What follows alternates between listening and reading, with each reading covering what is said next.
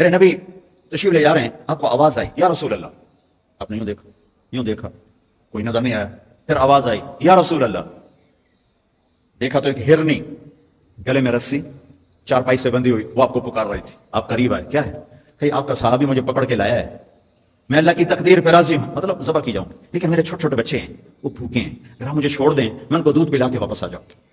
تو آپ نے فرمایا اگر تو واپس نہ آئی تو پھر، اگر میں واپس نہ آئی تو اللہ مجھے جہنم میں ڈال دے جیسے انسانوں کو ڈالے گا۔ تو آپ نے اس کی رسی کھول دی اور وہیں بیٹھ گیا، اس نے دوڑ لگائی اور پہاڑوں میں غائب ہو گئی۔ دیر گزر گئی، آپ نے دیکھا وہ پہاڑ سے اتر رہی تھی اور آ کر کہا یا رسول اللہ میں حاضر ہوں۔ اللہ اکبر، اسے خبر ہے میں کیوں حاضر ہوں۔ یہ ہمارے فیصل آباد کا بازار والا 10 روپے کے پیچھے وہ جھوٹ بولتا ہے کہ زمین آسمان کہاں پڑتے ہیں۔ آپ نے اس کو رسی سے باندھ دیا اور پھر بیٹھ گئے۔ دیر گزری، وہ صحابی ہے جنہوں نے پکڑا تھا شکار کے لیے، وہ دیکھ کے پریشان ہو گیا، یا رسول اللہ آپ کیسے؟ کہا بھائی میرا ایک کام ہے چھوٹا سا۔ کہا کیا؟ کہ یہ ہرنی میں ہدیہ مانگتا ہوں آپ سے۔ یا رسول اللہ ہم تو جان قربان کرنے کے پیچھے پھر رہے ہیں، آپ ہرنی کہتے ہیں؟ کہ بس یہ دے دو کلیل۔ تو آپ نے اس کی رسی گردن سے نکالی، کہا الحق باہلک، جا اپنے بچوں کے پاس چلی جا، سچ نجات دیتا ہے، جھوٹ ہلاک کرتا ہے۔ میرے بچوں ایک ہرنی جتنی سچائی سیکھ لو، اپنی زندگی سے جھوٹ نکالو اگر اللہ کو پسند آنا چاہتے ہو۔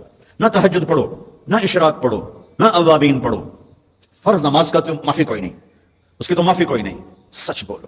فرض روزے کی معافی کوئی نہیں، نفلی روزے مت کرو تم، نفلی حج، فرض حج ہے کرو، فرض زکات ہے ادا کرو، فرض نماز ہے نہیں چھوڑ سکتے، سچ نہ چھوڑو، سچائی نہ چھوڑو۔ جو قوم جھوٹ اور بددیانت کا شکار ہوتی ہے انہیں دنیا کی کوئی طاقت عزت نہیں دے سکتی، چاہے وہ تہجد گزار ہوں اور چاہے وہ دہری ہوں۔ اور جو قوم سچ اور امانت پہ کھڑی ہو جاتی ہے انہیں کوئی شے ذلیل نہیں کر سکتی، چاہے وہ ایمان والے ہوں اور چاہے وہ 360 پتھروں کے پجاری ہوں۔ اپنی زندگی سے جھوٹ نکال دو اللہ کے واسطے۔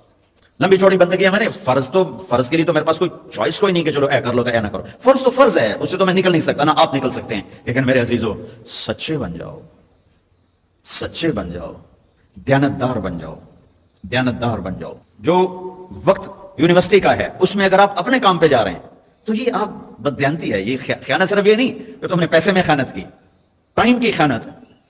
یونیورسٹی کا ٹائم میں پروفیسر صاحب اخبار پڑھ رہا ہے، یہ خیانت ہے اس وقت کے ساتھ جس کی گورنمنٹ اس کو تنخواہ دے رہی۔ یونیورسٹی کے ٹائم میں وہ حاضریاں لگا کے اور اپنے کام کو جا رہا ہے، یہ خیانت ہے اس ٹائم کے ساتھ جس کی وہ تنخواہ لے رہا ہے۔ اس کو سرکاری گاڑی ملی ہے، اس کے بچوں کو اسکول چھوڑنے جا رہی ہے، یہ خیانت ہے۔ بددیانتی اللہ کی نظروں سے گراتی ہے جیسے پتھر اوپر سے نیچے آ کر گرتا ہے، اور دیانت آدمی کو لے جاتی ہے 7 آسمان عرشوں تک پہنچا دیتی ہے دیانتداری۔ جو ٹائم یونیورسٹی کا مقرر ہے اس سے اگر آپ گھنٹہ لیٹ آ رہے ہو، آپ نے 1 گھنٹے کی خیانت کی ہے۔ خیانت صرف پیسے جوڑ مارنے کو نہیں کہتے، آپ نے بچوں کو پڑھانا ہے نہیں پڑھایا، تم نے پڑھنا ہے، تم آئے پڑھنے کے لیے، یہاں تم کسی اور کام میں لگے ہو، تم نے ماں باپ سے بھی خیانت کی، اللہ سے بھی خیانت کی، اس یونیورسٹی کے ساتھ خیانت کی۔ پروفیسر صاحب یونیورسٹی کے ٹائم میں کسی اور کام میں لگا ہوا ہے، یہ خیانت ہے۔ اگر اللہ اس کے رسول کا پسندیدہ بننا ہے تو میں لمبے چوڑے وظیفے نہیں بتا رہا ہوں، چھوٹی چھوٹی 2 باتیں بتا رہا ہوں، سچائی، امانت، سچائی، امانت۔ اور ایک بزرگ تھے، وہ ٹیلی فون کے جی ایم او کے ریٹائر ہوئے تھے، اور تبلیغ کے بھی امیر تھے۔ جب وہ دفتر میں آتے تھے تو تبلیغ کا ایک بول نہیں بولتے تھے کہ بھائی یہ تنخواہ میں ٹیلی فون کی خدمت کی لیتا ہوں، یہاں کوئی تبلیغ کی بات نہیں ہوگی۔ اور جب وہ دفتر سے نکل جاتے کہتے ہیں ہن میرا ٹائم اپنا ہے، ہن کوئی ٹیلی فون کی بات نہیں ہوگی، اب صرف تبلیغ کی بات ہوگی۔ میرے بچوں بددیانتی نے ہمیں زیرو کر دیا ہے، یہ تو اجتماعی زندگی کے لحاظ سے میں کہہ رہا ہوں۔